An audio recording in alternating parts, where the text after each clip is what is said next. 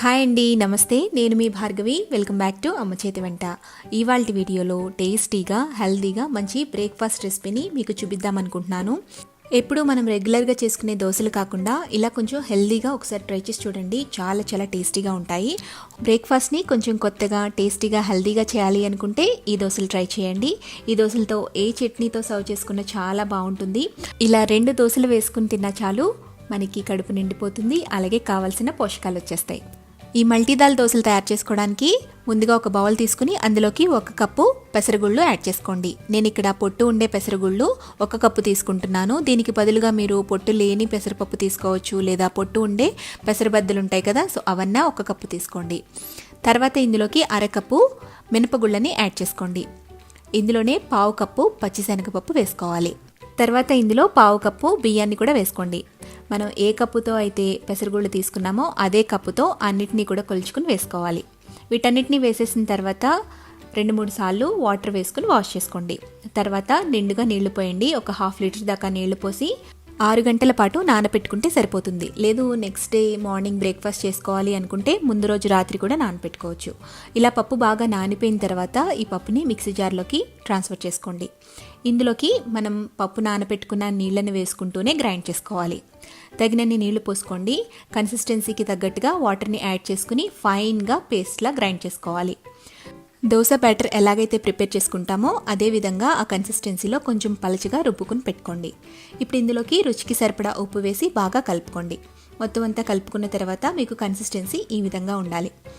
Dosa batter కొంచెం పలచగా ఉండేటట్టు చూసుకోండి. ఇప్పుడు స్టవ్ మీద ఒక దోశ పెనాన్ని పెట్టుకుని పెనాన్ని బాగా కాలనివ్వండి.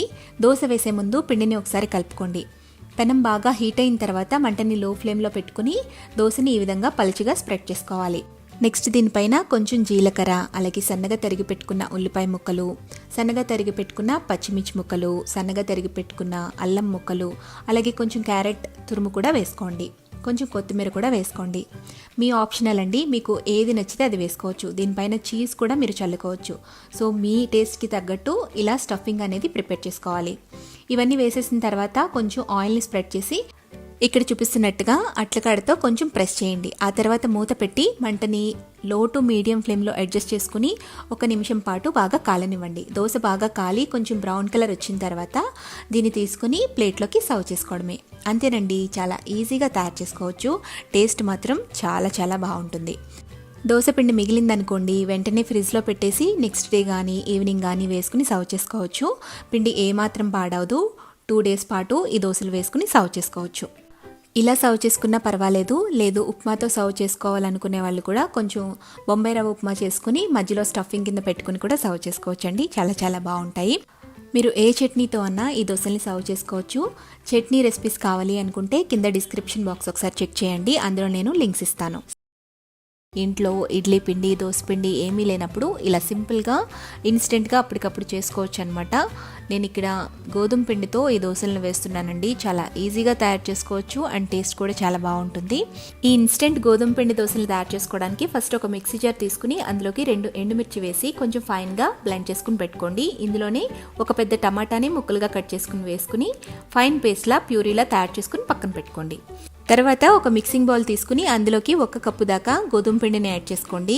ఇందులోనే 1/2 కప్పు దాకా బియ్యం పిండి కూడా వేసుకోవాలి.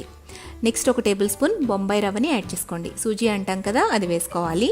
నెక్స్ట్ రుచికి సరిపడా ఉప్పు వేసి 1 ఉల్లిపాయని సన్న ముక్కలుగా తరిగి పెట్టుకుని ఆ ముక్కల్ని కూడా ఇందులో వేసేసుకోండి. అలాగే సన్నగా తరిగి పెట్టుకున్న కొత్తిమీర కూడా వేసుకోండి. ఆల్రెడీ మనం ప్యూరీ చేసుకుని పెట్టుకున్నాం కదా, ఆ టమాటా ప్యూరీని కూడా వేసేసి జార్లో కొంచెం వాటర్ని యాడ్ చేసి కలుపుకుని వేసేసుకోండి. ఇప్పుడు ఇందులో 1 కప్పు దాకా వాటర్ని వేసి ఒకసారి మిక్స్ చేయండి. తర్వాత మళ్ళీ తిరిగి మరొక కప్పుని నీళ్లు వేసుకుని ఉండలు లేకుండా బాగా మిక్స్ చేసుకోండి. మీరు కొంచెం కొంచెంగా వాటర్ వేస్తే ఉండలు కట్టేస్తుందండి. అందుకని ఒకేసారి ఎక్కువ వాటర్ని యాడ్ చేసుకోవాలి. ఇలా ఉండలు లేకుండా పిండి మొత్తాన్ని కలిపేసుకున్న తర్వాత మూత పెట్టి 15 నుండి 20 నిమిషాల పాటు అలా వదిలేయండి. 20 నిమిషాల తర్వాత మూత తీసి తిరిగి ఇందులో మరికొంచెం వాటర్ వేసి ఈ కన్సిస్టెన్సీ వచ్చే విధంగా పిండిని బాగా కలుపుకోవాలి. అంటే మనం రవ్వ దోశకి వేసుకునే విధంగా పిండి కన్సిస్టెన్సీ ఉండాలండి. అప్పుడే దోశలు బాగా వస్తాయి. ఇలా పిండిని కలుపుకున్న తర్వాత స్టవ్ మీద తవా పెట్టి తవాని బాగా హీట్ అవ్వనివ్వండి. పొగలు వచ్చే విధంగా హీట్ అయిన తర్వాత మంటని లో ఫ్లేమ్లోకి టర్న్ చేసుకుని దీనిపైన కొంచెం ఆయిల్ని స్ప్రెడ్ చేయండి. ఇప్పుడు పిండిని వేసే ముందు ఒకసారి కలుపుకుని ఆ తర్వాత పెనం మీద దోశను వేసుకోండి. ఇలా దోశ వేసే ప్రతిసారి కూడా పిండిని కలుపుతూ వేసుకోవాలి. పెనం మీద వేసేటప్పుడు ముందు అంచులమ్మటగా లోపలికి వేసుకోండి. ఇలా చేయటం వల్ల దోశ మధ్యలో మాడిపోకుండా ఉంటుందన్నమాట. సో పిండిని ఈ విధంగా పెనం మీద అంతా కూడా స్ప్రెడ్ చేసుకోండి. స్ప్రెడ్ చేసిన తర్వాత మంటని హై ఫ్లేమ్లోకి టర్న్ చేసుకోండి. ఈ దోశల్ని మనం హై ఫ్లేమ్లో పెట్టుకునే కాల్చుకోవాలి. నెక్స్ట్ దీనిపైన కొంచెం ఆయిల్ని స్ప్రెడ్ చేయండి. ఆయిల్ స్ప్రెడ్ చేసిన తర్వాత మంటని హై ఫ్లేమ్లోనే ఉంచి దోశని బాగా కాలనివ్వండి. దోశ ఈ కలర్లోకి చేంజ్ అవ్వాలి, అంటే గోల్డెన్ కలర్లోకి వచ్చిన తర్వాత మాత్రమే రెండో వైపుకి ఫ్లిప్ చేసుకోండి. రెండో వైపు కొన్ని సెకండ్ల పాటు ఉంచి రెండు వైపులో కూడా దోశ బాగా కాలిన తర్వాత దోశని తీసి సర్వింగ్ ప్లేట్లోకి తీసుకుని సర్వ్ చేసుకోండి.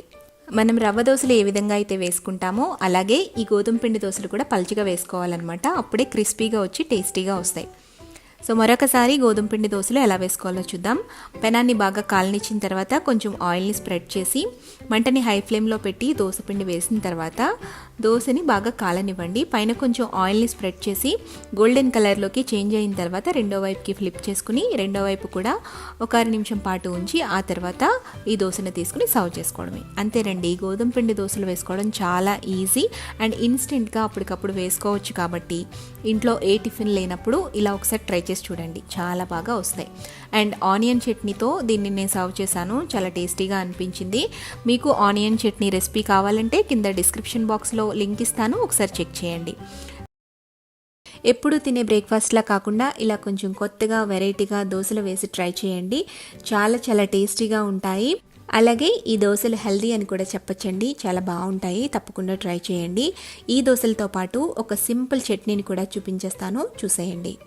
ఫస్ట్ దోశలు ప్రిపేర్ చేసుకోవడం కోసం ఒక గిన్నె తీసుకుని అందులోకి 1 కప్పు సగ్గుబియ్యాన్ని తీసుకోండి. నేను ఇక్కడ లావు సగ్గుబియ్యం తీసుకుంటున్నాను. సో సగ్గుబియ్యంలోకి వాటర్ వేసి ఒకసారి వాష్ చేసుకున్న తర్వాత నిండుగా నీళ్లు పోసి ఒక 4 గంటల పాటు నానబెట్టేసుకోండి. లేదంటే ముందు రోజు మీరు నానబెట్టేసుకున్నా పర్వాలేదండి.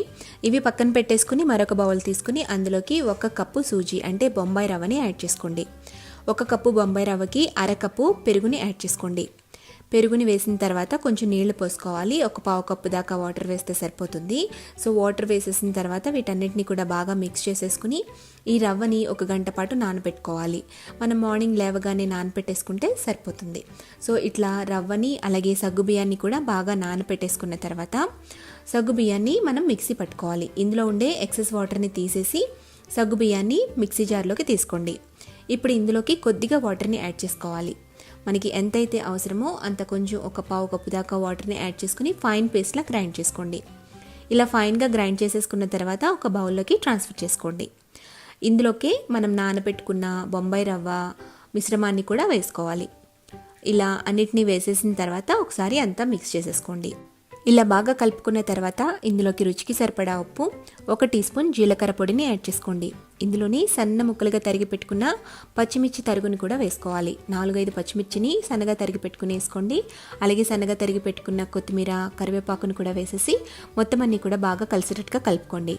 ఇప్పుడు మనకి బ్యాటర్ కన్సిస్టెన్సీ దోశ పిండికి ఎలా వేసుకుంటామో ఆ విధంగా ఇక్కడ చూపిస్తున్నట్టుగా పలుచగా ఉండాలి. ఇలా కలుపుకుని పక్కన పెట్టుకున్న తర్వాత స్టవ్ మీద పెనాన్ని పెట్టుకుని పెనాన్ని కొంచెం హీట్ అవ్వనివ్వండి. ఆ తర్వాత కొంచెం ఆయిల్ వేసి స్ప్రెడ్ చేయండి. ఇప్పుడు మంటని మీడియం ఫ్లేమ్లోకి అడ్జస్ట్ చేసుకుని ఒక 2 గరిటెల దాకా పిండిని తీసుకుని ఇలా పెనం పైన వేసి ఈవెన్గా స్ప్రెడ్ చేయండి. స్ప్రెడ్ చేసిన తర్వాత కొంచెం పైన ఆయిల్ని కూడా స్ప్రెడ్ చేసుకోండి. సో సగ్గుబియ్యాన్ని నానబెట్టి పేస్ట్ చేసి ఈ పిండిలో వేయటం వల్ల దోశ అనేది కొంచెం జిగురుతనం వచ్చి బాగా వస్తుందండి. అలాగే టేస్ట్ కూడా చాలా బాగుంటుందన్నమాట. దోశని 2 నిమిషాల పాటు మీడియం ఫ్లేమ్లో కాల్చుకున్న తర్వాత రెండో వైపుకి టర్న్ చేసుకోండి. రెండో వైపు కూడా 1 నిమిషం పాటు ఉంచి ఆ తర్వాత దోశని తీసుకుని ప్లేట్లోకి తీసుకుని సర్వ్ చేసుకోవడమే. ఇలాగే మిగిలిన పిండితో అన్ని దోశల్ని కూడా వేసుకుని సర్వ్ చేసుకోండి. ఎంతో టేస్టీగా ఉండే సగ్గుబియ్యం రవ్వ దోశలు రెడీ అయిపోయాయి. ఇప్పుడు ఇందులోకి ఒక సింపుల్ చట్నీని చూపించేస్తాను, చాలా ఈజీగా ప్రిపేర్ చేసుకోవచ్చండి. ఒక మిక్సీ జార్ తీసుకుని అందులోకి 1/2 కప్పు దాకా పుట్నాల పప్పు అంటే వేపిన శనగపప్పుని యాడ్ చేసుకోండి. ఇందులోకి కారానికి తగినట్టు 3 లేదా 2 ఎండుమిరపకాయలను వేసుకోండి. అలాగే సన్నగా చీల్చుకున్న ఎండు కొబ్బరి 4 ముక్కలు, 2 వెల్లుల్లి రెబ్బల్ని వేసుకోండి. అలాగే ఇందులోకి రుచికి సరిపడా ఉప్పు వేసి ఇందులోకి తగినన్ని నీళ్లు పోసుకుని ఫైన్ పేస్ట్లా గ్రైండ్ చేసుకోవాలి. ఈ పుట్నాల పచ్చడి కొంచెం పలుచగా ఉంటేనే బాగుంటుందండి. సో కన్సిస్టెన్సీ కొంచెం పలుచగా ఉండేటట్టు చూసుకోండి. తర్వాత అందులోకి కొంచెం ఎండుమిర్చి, ఆవాలు, జీలకర్ర, కరివేపాకు వేసి తాలింపు పెట్టుకుని ఈ చట్నీలోకి ట్రాన్స్ఫర్ చేసుకుంటే టేస్టీ యమ్మీ చట్నీ రెడీ అయిపోతుందండి. చాలా క్విక్గా తయారు చేసుకునే చట్నీ ఇది. సో ఏ బ్రేక్ఫాస్ట్లో కన్నా ఈ చట్నీ టేస్టీగా ఉంటుంది.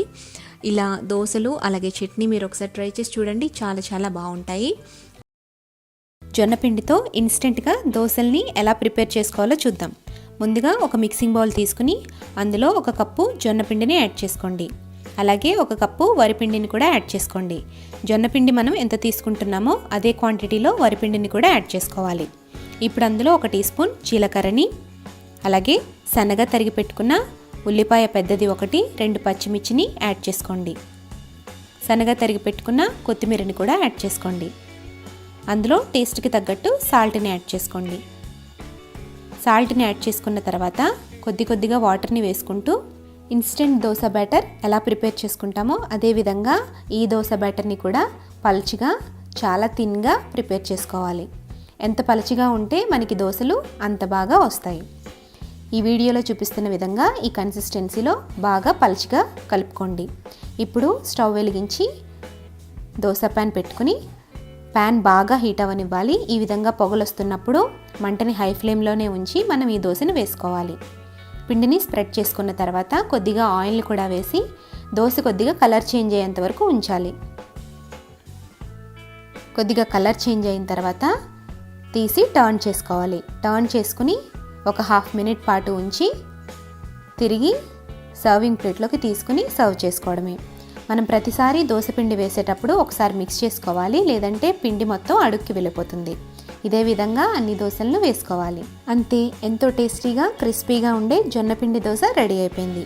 ఈ దోశని అప్పటికప్పుడు వేడివేడిగా టమాటా చట్నీతో సర్వ్ చేసుకుంటే చాలా టేస్టీగా ఉంటుంది. ఒకసారి ట్రై చేసి చూడండి. మీరు ఈ దోశల్ని ఇంట్లో ట్రై చేసిన తర్వాత మీకు ఎలా వచ్చింది అనేది నాకు కామెంట్ చేయండి. ఈ వీడియో నచ్చితే తప్పకుండా లైక్ చేసి మీ ఫ్రెండ్స్తో రిలేటివ్స్తో షేర్ చేయండి.